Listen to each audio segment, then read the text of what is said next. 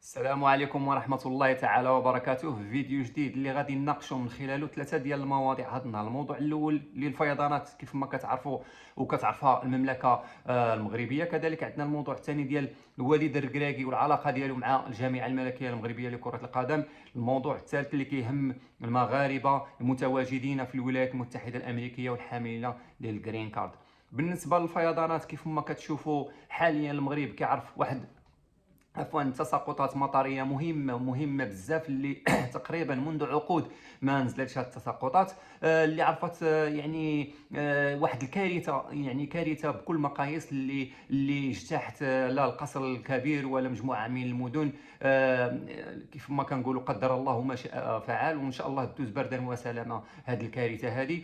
كذلك شفنا اليقظه ديال المسؤولين المغاربه اللي الحمد لله عبروا على التضامن ديالهم، وكذلك الشعب اللي عبر التضامن ديالو مع الناس المنكوبين والمتضررين من هذه الفاجعه هذه. لانه المغرب كيف ما عرفتوا تقريبا 7 سنوات كان كيعرف واحد الجفاف، وهذه السنه هذه نزلت تساقطات مطريه مهمه.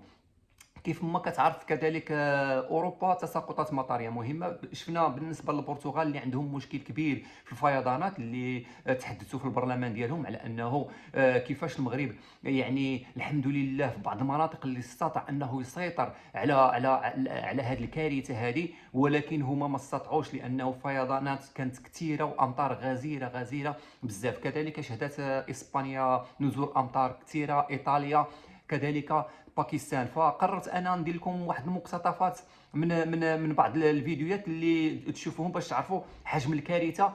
شوفوا معايا، هذه بالنسبه لاسبانيا، هذه برشلونه، يعني باش تشوفوا حجم الكارثه حتى هي اللي جات في هذه مجموعه من الدول. هذه بالنسبه لاسبانيا، كذلك عرفت امطار غزيره بزاف. بالنسبه بالنسبه ل بالنسبه ل كيف ما قلت اسبانيا. هذه ايطاليا، غادي نخليكم معايا تشوفوا ايطاليا. شوفوا معايا ايطاليا، شوفوا معايا ايطاليا. شفتوا الحجم ديال الكارثه اللي يعني كتعرفها مجموعه من الدول، ماشي غير يعني البلد ديالنا الحبيب، وانما كيف ما شفتوا هذه كوارث طبيعيه اللي ما كيكونش الانسان عنده دخل فيها. شوفوا يعني الحجم ديال الكارثه. كذلك بالنسبه كاين عندنا هنايا هذه باكستان. شوفوا يعني الحمد لله ان المغرب، شفتوا معايا، شوفوا باكستان يعني كارثه بكل المقاييس. شوفوا معايا باكستان، يعني شوفوا المباني كتنهار والتساقطات كيف، يعني مشكل كبير. الحمد لله فاش كنشوف انا الكارثه في بلدنا الحبيب يعني بهذا الحجم هذا، كنقول يعني الحمد لله، يعني ما كانش شي اضرار كبيره، اضرار ماديه يعني. ممكن يعني الدوله ان شاء الله راه غادي تساعد الناس بالنسبه للاضرار الماديه، غادي تعاونهم في الايواء ديالهم، يعني غادي توفر لهم مجموعه من المسائل. وكذلك كيف ما شفنا انها الناس مشاو للمناطق ديال الايواء. فهذا الشيء كيتحسب لهذا لجنه اليقظه ديال الكوارث الطبيعيه اللي مشكوره على هذا العمل الجبار اللي كتقوم به.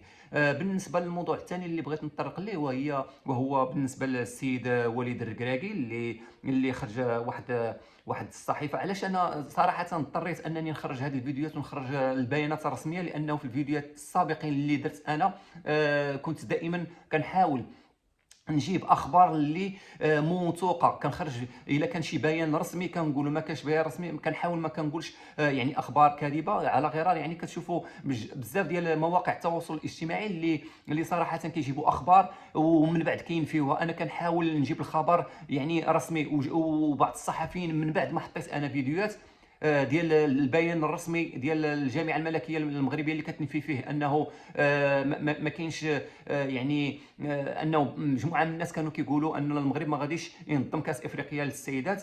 وصحفيين بزاف، منابر اعلاميه بزاف، يعني بعض الصفحات مواقع التواصل الاجتماعي اللي كانوا كيقولوا هذا الخبر. وانا طلعت وقلت في واحد الفيديو بانه راه ما كاينش بلاغ رسمي من الجامعه الملكيه كيقول انها ما غاديش تنظم هذا الكاس. كذلك طلعت قلت بانه بالنسبه لجنوب افريقيا طلعوا خبر او بيان رسمي كيقولوا بانهم ما غاديش ينظموا كاس افريقيا للسيدات، المغرب راه هو اللي غادي ينظموا. هذه الاخبار. بغيت نفتح هذا القوس هذا. بالنسبه للسيد وليد الكراكي، طلع واحد الصحفي كيقول، الصحفي الاسم ديالو سانتي اونا، كيقول بانه السيد وليد الكراكي قدم الاستقاله ديالو للجامعه الملكيه المغربيه لكره القدم، الا انه الجامعه الملكيه المغربيه لكره القدم كتطلع بيان رسمي اللي هو هذا، كتنفي فيه خبر استقاله السيد وليد الكراكي من المهام ديالو. بيان رسمي كيف ما كتشوفوا. فيعني المتتبعين المشاهدين ما يبقاوش يصدقوا اي كلام كيتقال في السوشيال ميديا. الناس راه كاين اللي كيقولوا عن حسن نيه وكاين اللي كيقول الخبر عن سوء نيه. فيعني حاولوا تيقنوا وتعرفوا شكون اللي كيقول الخبر يعني من المصادر ديالو. كنحاول نجيب لكم اخبار اللي موثوقه. الجامعه الملكيه صدرت بيان انه السيد وليد الكراكي ما قدمش الاستقاله ديالو، انه ما زال على راس الجامعه الملكيه المغربيه لكره القدم في الادارات التقنيه بالنسبه للمنتخب الوطني. فهذا الشيء انا كنعتبره يحسب للسيد وليد الكراكي على اعتبار النتائج كيف ما قلت في فيديوهات سابقه، النتائج اللي دار من الترتيب العالمي ديال المغرب، النهائي ديال كاس افريقيا، كذلك يعني نصف النهائي ديال كاس العالم. وان شاء الله في اخبار ساره كتقول بانه ان شاء الله، هذا يعني ماشي تخمينات، ولكن بعض الناس اللي كيقولوا انه يعني لانه كاين واحد الثوره داخل المنتخب المغربي اللي كتمثل في ان عدد من اللاعبين اللي عندهم اصابات ما غاديش يتم المنادات عليهم، في المقابل غادي يتم المنادات على لاعبين من البطوله، كذلك على لاعبين من المنتخب ديال الشبان، لاعبين من المنتخب الاولمبي، وكذلك لاعبين من المنتخب الاول. غادي تكون واحد التشكيله ان شاء الله اللي كنتمنى غادي تروق الاعجاب وكذلك التطلعات ديال الجماهير الكرويه المغربيه ان شاء الله بعون الله. بالنسبه للموضوع الثالث اللي قررت انني نتحدث فيه هو الموضوع ديال الناس اللي عندهم الجرين كارد في الولايات المتحده الامريكيه، واللي كاينين بعض الناس اللي تم التوقيف ديالهم. هاد الناس اللي تم التوقيف ديالهم كاين واحد التساؤلات. بزاف ديال الناس كاينين الناس اللي اتصلوا عليا كيسولوني، وكاينين الناس اللي ما عارفينش، ووقع واحد اللبس علاش هاد الناس تم التوقيف ديالهم عندهم الجرين كارد. بالنسبه للناس اللي كيتم التوقيف ديالهم هما الناس اللي كيخرجوا برا الولايات المتحده الامريكيه عندهم الجرين كارد، ولكن ما كيرجعوا الا بعد 6 شهور او سنه، تقريبا سنه.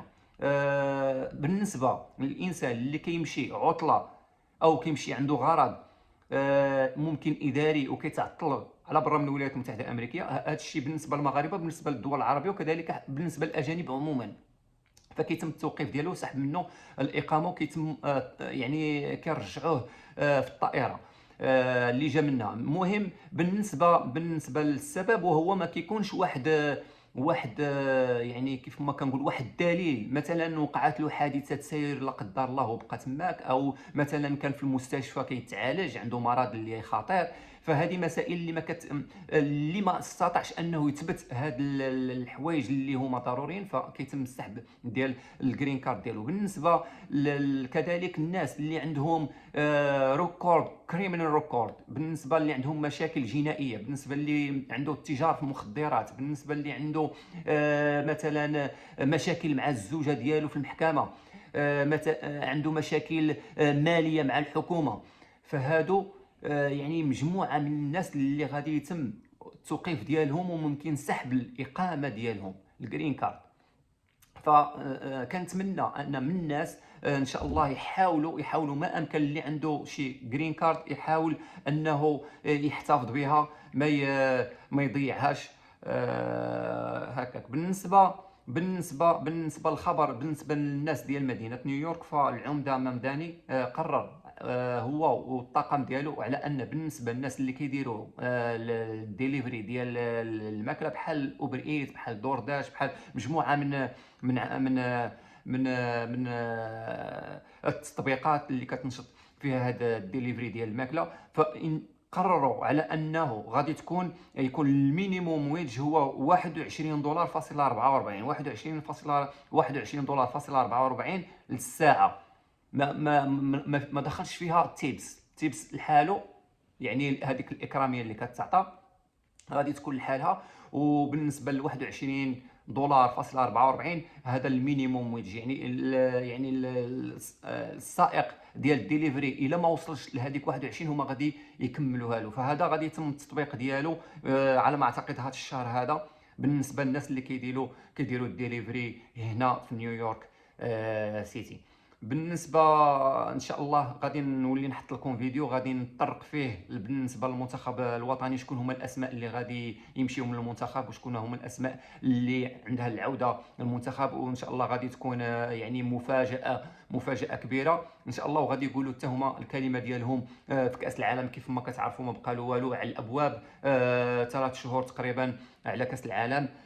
فكنتمناو حظ موفق للجميع، وفي انتظار ان شاء الله التعليقات ديالكم واللايكات ديالكم، وكذلك الاشتراكات ديالكم في هذه القناه. كنتمنى لكم حظ موفق كذلك نتوما، ودعواتكم معنا. الى اللقاء في فيديو قادم ان شاء الله.